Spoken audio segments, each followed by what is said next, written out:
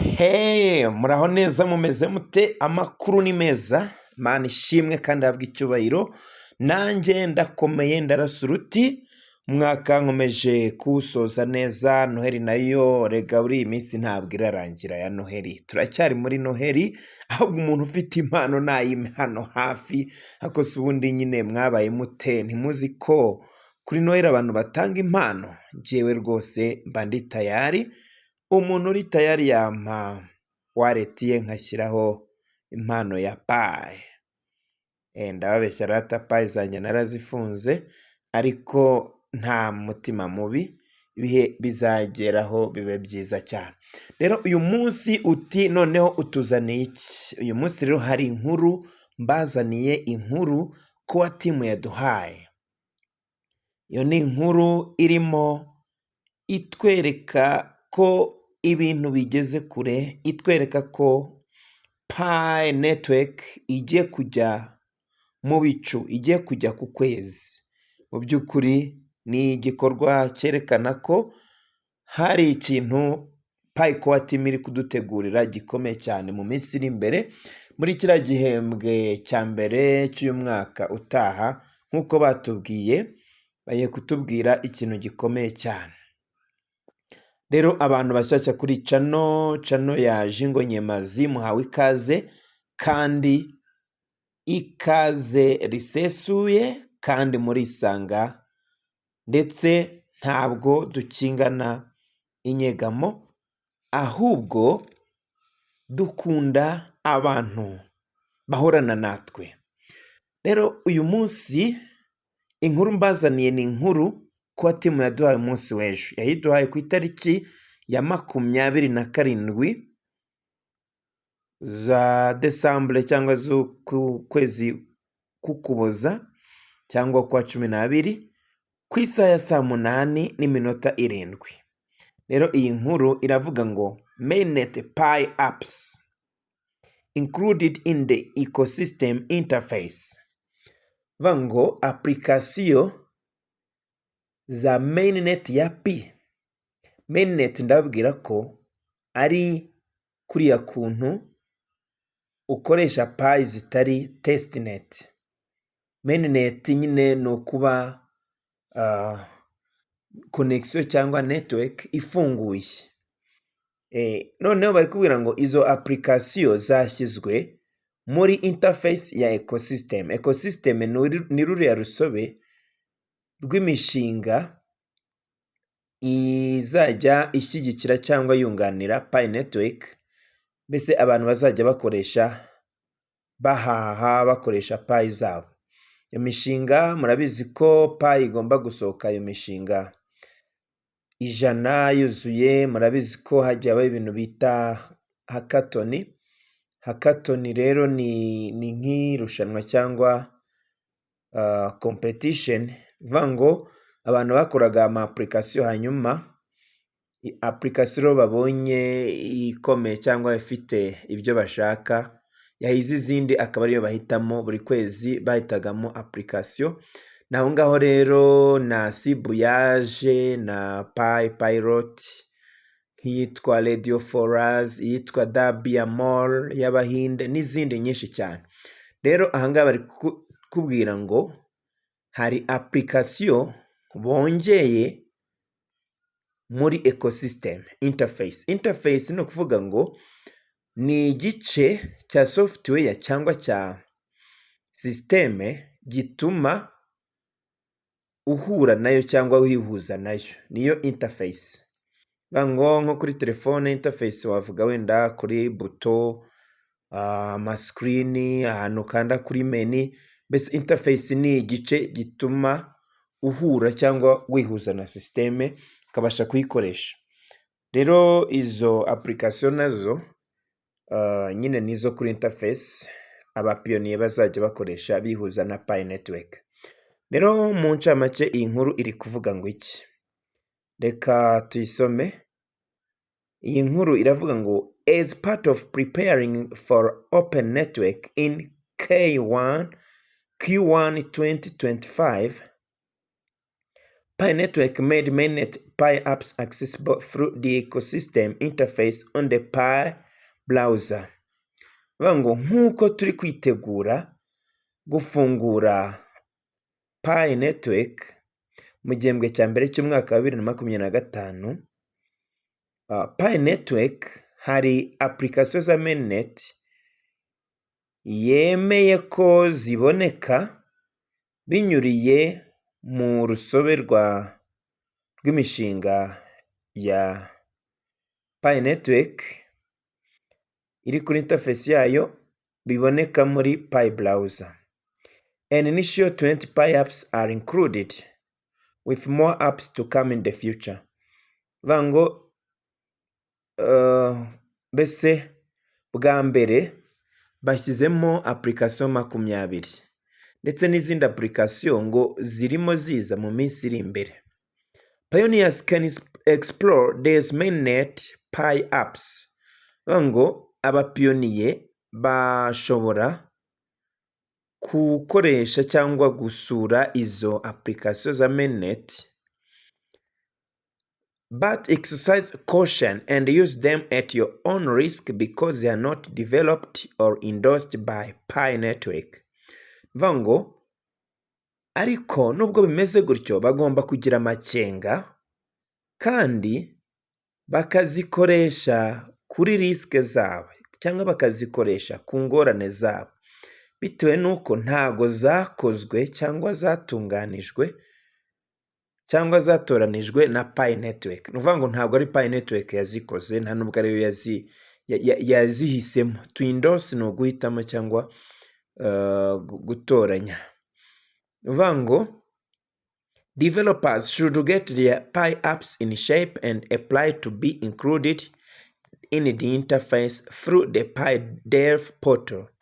Ngo abadeveloper cyangwa abantu bakora ama application bagomba gutunganya application zabo kandi bagasaba ko zishyirwa muri ya interface navuze haruguru binyuriye muri portal cyangwa mu nzira yagenewe abadeveloper. Ndaza kubereka iyo Pi portal, Pi developers portal. Tap learn more for more details about the update. Ngo kanda kuri learn more kugira ngo ubone amakuru yisumbuyeho. Kambereka aho bari kugusaba gukanda. Ahangaha nubwo nzana video gutya tuba turi no kwiga. Ngo ushaka gusoma rino tangazo ukarisoma nyine mu buryo burambuye, wakanda hariya kuri learn more. Nanone washaka kujya muri ruriya rusobe rw'imishinga ugakanda hano kuri ecosystem interface. Ni ukuvuga ngo ni aha hantu rero mba ndi mwarimu, mba ndi no kwigisha, ntabwo ari ukuvuga gusa. Niyo mpamvu rero n'iyi nkuru babazanye gutya iba iri mu cyongereza, ngiye ngerageza kuyishyira mu kinyarwanda. Hari abantu nzi benshi batashobora gusobanukirwa neza ibyo bari kutubwira, ariko ngiye ngerageza gusobanura mu kinyarwanda kugira ngo abantu bose bisangemo muri rino tangazo baba batanze. Rero iyi niyo nkuru batuzaniye muri makeya. Ni ukuvuga ngo rero mbere y'uko tuyirambura ndagusaba gukanda kuri subscribe niba utari wabikoze cyangwa utarabikora, kugira ngo uzajye ukomeza ubone amakuru anyura kuri no channel yanjye yitwa Jingo Nyemazi. Rero reka n'ubundi dukande hahandi kuri learn more. Tugiye nyine kureba ino nkuru yacu irambuye. Turaza no kujya kuri ecosystem interface kugira ngo turebe ibyo bari kutubwira. Iriya mishinga tunayibare turebe koko ese koko ni 20. Okay, reka noneho dukande kuri learn more. Iyo ukanze kuri learn more uhita ugera ahangaha. Iyi nkuru imaze gukundwa n'abantu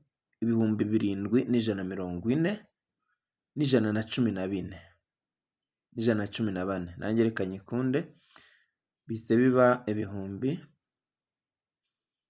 8. Ubuse nibyo kokora cyangwa hari abo dukandiyeho icyarimwe? Okay, reka rero tujye muri iyi nkuru. Umutwe wayo uravuga ngo the exciting expansion of Pi Network's ecosystem interface welcoming mainnet apps. Bivuga ngo kwagura umurongo cyangwa kwagura urusobe rw'imishinga ya Pi Network rutangaje. Exciting, ikintu kiri exciting ni ikintu gishimisha cyangwa gitangaje. Utudomo tubiri, baha ikaze application za mainnet. Bivuga ngo iyo bavuze mainnet ujye wumva gukoresha Pi za nyazo, ujye wumva gukoresha Pi zitari ibicupuri cyangwa zitari ibitoryi cyangwa zitari izo kwigiraho. Murabizi mu mbunda habamo amasasu yo kwigiraho cyangwa ayo bita ibitoryi, ni biriya biba byasigaye isasu yo barirashe. Ni ukuvuga ngo rero testnet nabyo nabigeranya na Pi nyine zidashobora gukora n'izo kwigiraho. Ariko bavuze mainnet ni Pi za nyazo. Ngira ngo no mu ikofi murabizi harimo igice cya testnet, arizo Pi ushobora kwigiraho kugira ngo nibafungura rino faranga utazagira ikibazo, utazaba nyine ukiri guhuzagurika utazi gukoresha zino Pi zisanzwe nyine za nyazo, ukazishyura Pi nyine ukazikoresha nabi kubera kutabisobanukirwa. Niyo mpamvu ziriya za testnet zashyizweho. Rero yumvise mainnet ni Pi za nyazo. Ni ukuvuga ngo rero izi application ni application zishobora gukoreshwaho izo Pi coin zawe wakoreye za nyazo. Okay, reka noneho rero turebe ino nkuru. Pi Network released the interface that makes mainnet Pi apps accessible through the Pi browser. Bivuga ngo umushinga wa Pi Network wasohoye interface cyangwa uburyo bwo kwihuza na application bese bituma abantu bagera kuri zino application muri Pi browser. The ecosystem interface is expanding to incorporate mainnet apps, continuing Pi's mission of empowering pioneers and developers with new utilities and opportunities. Bivuga ngo iyi interface ya ecosystem irimo yagura uburyo bashyiramo application nyine za mainnet, bakomeza mbese misiyo ya Pi Network, baha ubushobozi abapiyoniye ndetse n'abadeveloperi cyangwa abantu bize IT bakora ama application, babaha uburyo bushyashya cyangwa uburyo bwo gukoresha Pi ndetse n'amahirwe mashya.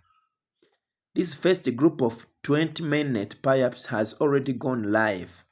Bivuga ngo izi application 20 za mainnet za Pi ziri live, ni ukuvuga ngo ziri gukora, zabaye live and set the groundwork for the subsequent inclusion of more Pi apps and releases of the mainnet ecosystem interface.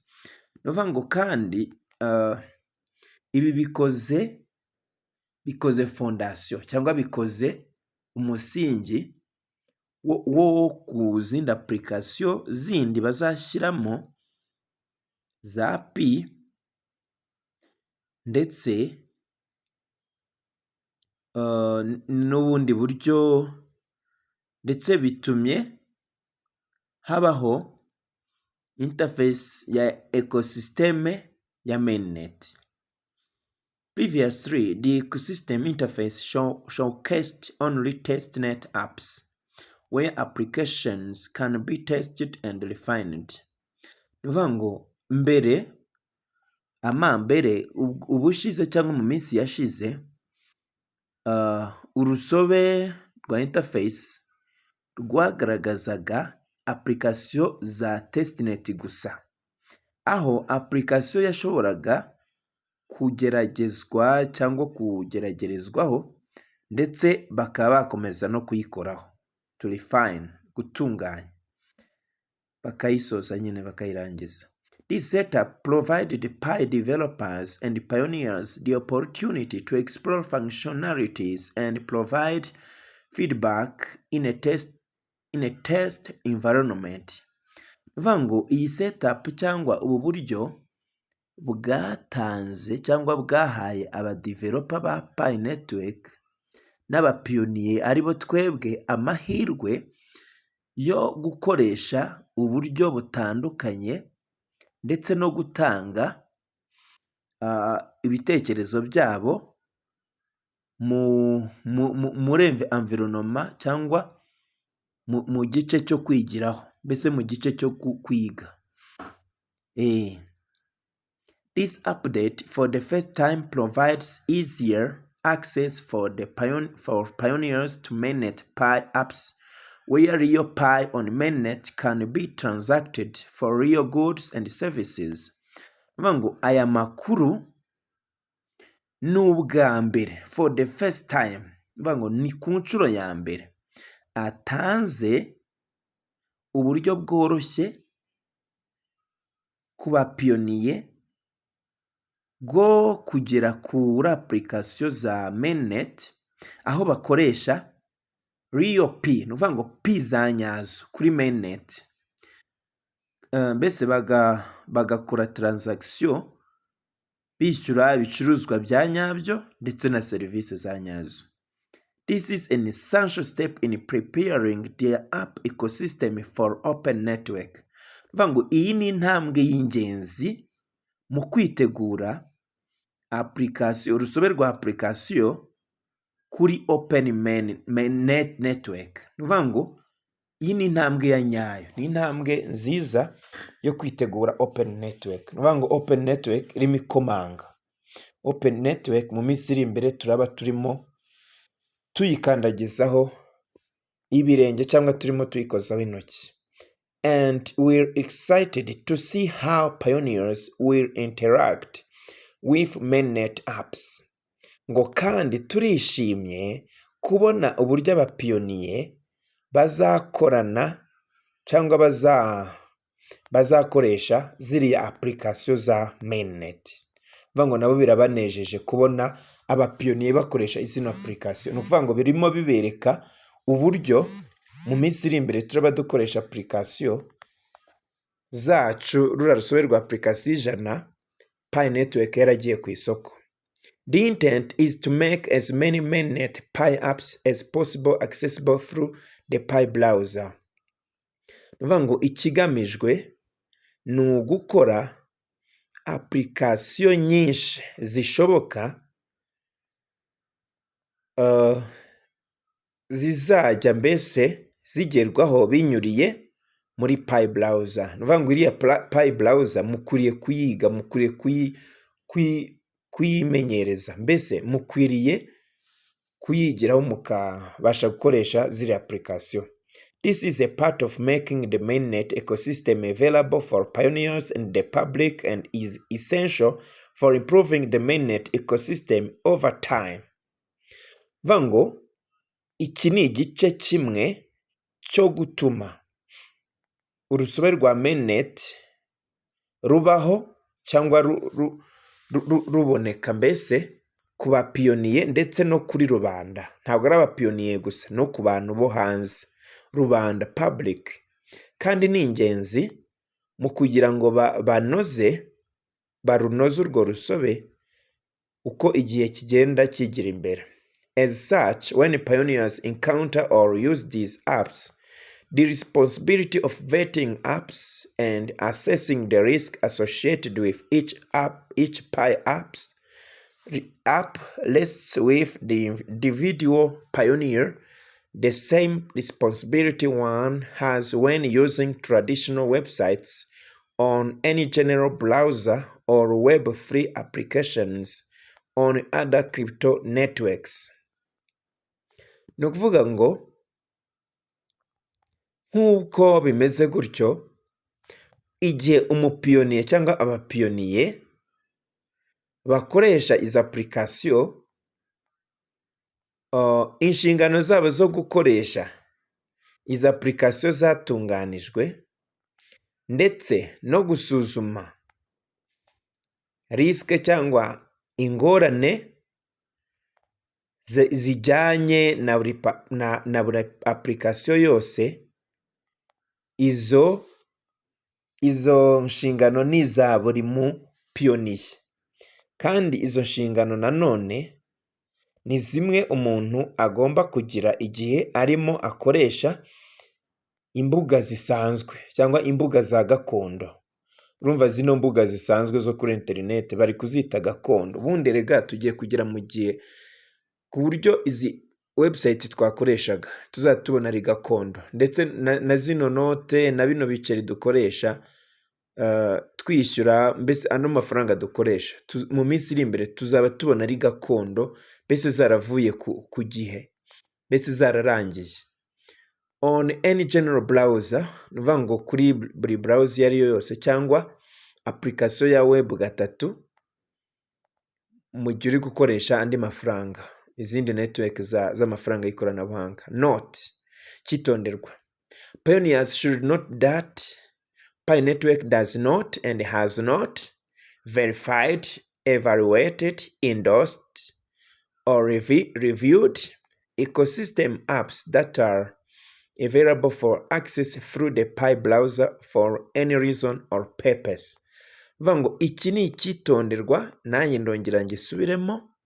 Vuga ngo buri mupiyoniye wese agomba kumenya ko Pi Network itigeze ikora kandi itajya iverifiya, igenzura,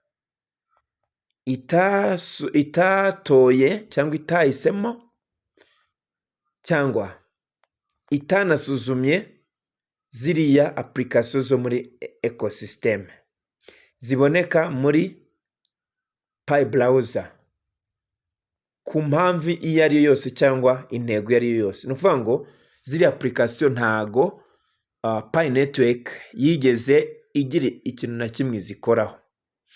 Ni ukuvuga ngo aba developer barazikoraga hanyuma bagasaba nyine ko zemerwa, noneho basanga zihuza nyine ibisabwa bakazemerera. Niyo mpamvu rero barimo basaba abapiyoniye gukoresha ziriya application bigengesereye. Ni ukuvuga ngo ntago bagomba kuzikoresha uko biboneye. Your use of these ecosystem apps is at your own risk, and we strongly encourage you to use caution when using them. Ngo gukoresha ziriya application,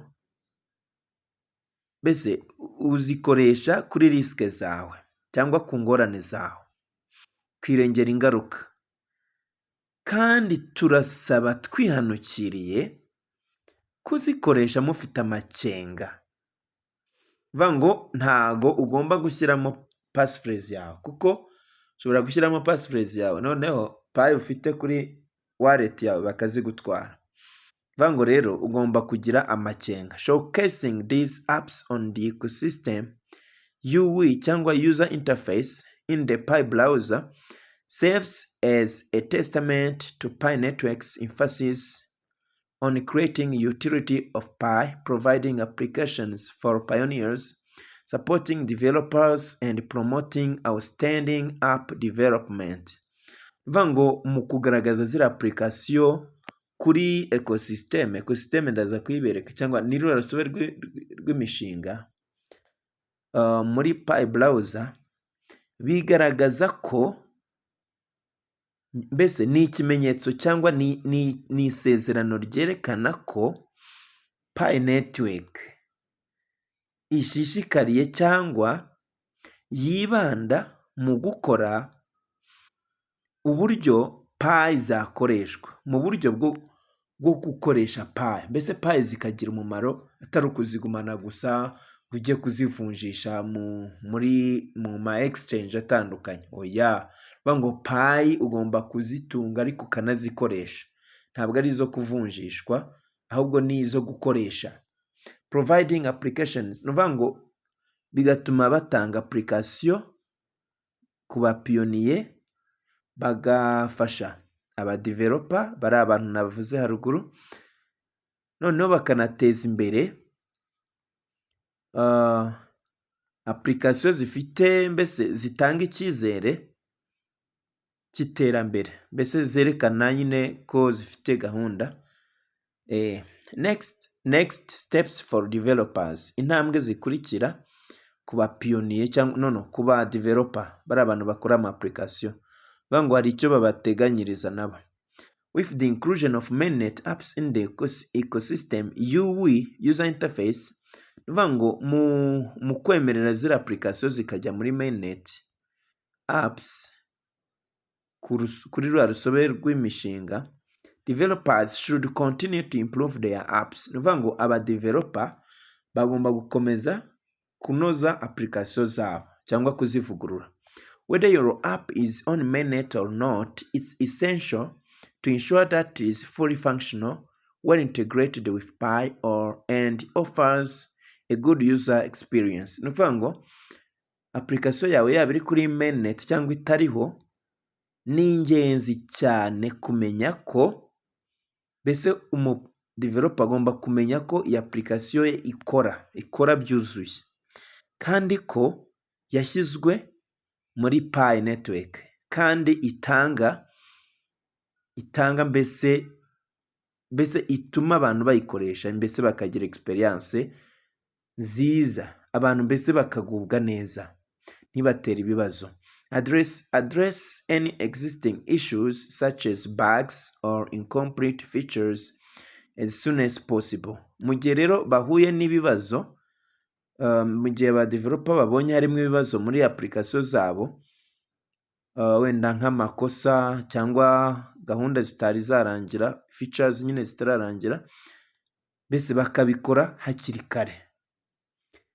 This proactive refinement is crucial as mainnet Pi apps become available to potentially millions of pioneers globally. Bivuga ngo iki gikorwa cyo kugenzura application zabo ni igikorwa cy'ingenzi cyane kubera ko izi application zikoreshwa n'abapiyoniye amamiliyoni ku isi yose. Alongside the upcoming open network launch in Q1 2025. Bivuga ngo kandi bikajyana na open network, launch ya open network mu gihembwe cya mbere cy'umwaka utaha. Moreover, improving apps is not just about improving individual apps but also about strengthening the entire Pi ecosystem before and after open network launch. Bivuga ngo kandi byongeye gisumbuyeho, mbese kuvugurura izi application ntabwo ari ukuvugurura application y'abantu ku giti cyabo gusa, ahubwo ni no guha imbaraga ecosystem yose ya Pi network mbere na nyuma yo kumurika uyu mushinga. By refining your app now, you'll contribute to and be part of a robust ecosystem ready to offer significant utility to pioneers worldwide. Bivuga ngo mu gukora application yawe, kuyikoraho ikarangira, kuyinoza, kuyikorera nyine ibintu byose bisabwa kugira ngo ibe application iri presentable cyangwa waha abantu bakayikoresha, bivuga ngo uzaba urimo utanga umusanzu wawe kandi uzaba uri kuba umwe mu bantu batuma ecosystem igira imbaraga, yiteguye gutanga mbese uburyo bwo gukoreshwa mu bapiyoniye bose ku isi yose. If your Pi app is ready to be accessible via the mainnet ecosystem interface on a Pi browser, you can apply for that through your account via the Pi developer portal. Bivuga ngo niba application yawe yiteguye kujya cyangwa kuba muri rwa rusobe rw'iriya mishinga kuri mainnet, muri Pi browser, wasaba ibyo wabisaba mbese unyuze muri konti yawe, unyuze hariya mu mwanya wahariwe abadeveloper ba Pi. If you're interested in developing a new Pi app, click here to learn more, to learn how. Niba ushishikariye gukora application nshyashya ya Pi, kanda hano kuri here. Ubwo abadeveloper barimo bandeba cyangwa barimo bareba hano cyangwa bari kubona hano bakanda kugira ngo bige uburyo byakorwa, bige uburyo babisaba. Moving forward, stay tuned as the integration of mainnet apps continues and evolves the Pi ecosystem. Nivuga ngo mu gihe turimo tugana imbere, mugume ku murongo nk'uko imishinga ya mainnet ikomeje gukorwaho cyangwa ikomeje kuza, mbese kandi ikomeje no guteza imbere ekosisiteme ya Pi. Nivuga ngo rero inkuru batugeneye ni iyi ngiyi. Rero ngiye gusubira inyuma hanyuma turebe iriya ecosystem, turebe noneho ziriya application zose. Ahangaha rero nabwiye ko iyo ushaka kureba iriya mishinga ukanda hano kuri ecosystem interface. Reka tuhakande turebe. Nivuga ngo hano nkanzeho, murabona hano bahise banjyana, ecosystem iraje. Hanyuma imishinga barimo bavuga ni iyi ngiyi bagize mainnet, bashyize kuri mainnet. Nivuga ngo iyi mishinga 20 ubushize yari iri muri testnet. Testnet ngira ngo murayibona hano hejuru, kanze nyibereke testnet. Nivuga ngo testnet yacu turimo tuvuga ni iyi. Rero iyi mishinga muri kubona yanditseho mainnet, ubuheruka cyangwa ubushize yari iri muri testnet. Rero ni imishinga 20, ngira ngo muragenda mubibona, iri kuri page ebyiri. Iyi ni page ya mbere, harimo imishinga 10, nawe uje kubibara wabibona. Hanyuma tujye kuri page ya kabiri, dore indi mishinga nayo 10 ngiyi, ngira ngo murayibona yose kandi igiye iriho mainnet, ngira ngo murabibona. Umushinga rero utari kuri mainnet uba uriho testnet nk'uko hano mubibona, turabanditseho gutya testnet. Ngira ngo ntago twajya muri byinshi. Noneho murabona ko zina application barimo batwereka ko atari za Pinet app. Nivuga ngo bishatse kuvuga ngo izi application ntabwo ari iza Pi. Rero izi application nka gutya batwereka ko atari za Pi, ibi birerekana ko ugomba kuba maso. Birerekana ko izi application ugomba kuzikoresha uri menge. Nivuga ngo izi application ushobora gushyiramo passphrase yawe bikakurangirana, ugasanga Pi zawe barazigutwaye. Nivuga ngo rero izi application bazitumenyesheje, ariko ntabwo ugomba kuzikoresha uko yiboneye. Dore nk'iyi application ya Map of Pi. Iyi application murabona ko yo ntabwo iriho ka kantu ka this is not a Pinet app. Urabona ko bari kuvuga ngo Map of Pi is a business app for buying and selling.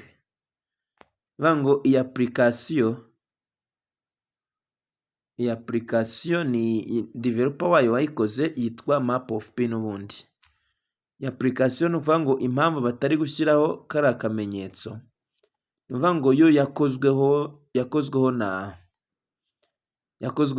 na Pi network. Uvuga ngo rero iyi yo ntago bashyizeho ka kamenyetso. Ngira ngo murabibona ko yo mbese nta kibazo. Iyi application kuyikoresha ni nka Core Team ikwereka ko kuyikoresha nta kibazo, ko rwose ahangaha nta ngorane ushobora guhuriramo nazo. Rero ngira ngo izi application mujye muzisura mufite mugira n'amakenga. Rero ntago navuga byinshi, inkuru yacu ni iyi ngiyi y'uyu munsi. baduhaye kuri 27. Rero nabifuriza n'ubundi gukomeza gusura ino mishinga ya Pi Network. Hanyuma abadeveloper nari navuze ko mbereka iriya application ya developer. Hano muri Pi browser ino application irimo. Abadeveloper ya application murayizi, keretse wenda nk'umuntu mushyashya. Iyi application niyo y'abadeveloper. Abadeveloper ni ukuvuga ngo barayisura. Ukanda hano kuri develop. Ahangaha rero niho utangirira gukora application yawe. Uretse ifunguke tuyirebe.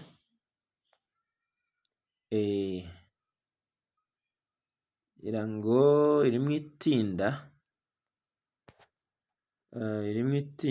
ariko ni iyi ngiyi. Iyi niyo ukoreraho application. Hari uburyo baguha code hanyuma ugakoreraho application yawe. Murabona ko ntabwo iri gufunguka, ariko iyo wongeye irafunguka. Ntabwo rero yadutinza. Reka turebe nanone. Murabona ko ikunze. Ni ukuvuga ngo rero iyi niyo application yagufasha gukora application. Uri umuntu wize IT, uzi ibintu bijyanye no gukora application na software, dore ahangaha niho waza ugatangira gukora application. Ushobora gukanda hano kuri new app, cyangwa ugakanda kuri create app, cyangwa ugakanda kuri hackathon, cyangwa ugakanda kuri help ushaka ubufasha. Rero ni ibi ngibi. Murakoze cyane. Iyo nkuru niyo nari mfite. Imana ibaha umugisha mwinshi. Mukomeze mugubwe neza. Ibintu byose musabwa muri Pi Network mubikore, kuko mu by'ukuri iriya grace period batanze irimo igenda idusatira. Murabizi ko ari kuri 31 z'ukwa mbere, kandi mu by'ukuri muzi ukuntu bimuye iyi tariki, muzi ukuntu bongeyeho iyi minsi cyane. Rero ntihazagire umuntu ucikwa n'aya mahirwe, kubera ko ni amahirwe atazongera kugaruka. Rero murakoze. Imana ibahe umugisha. Ciao ciao.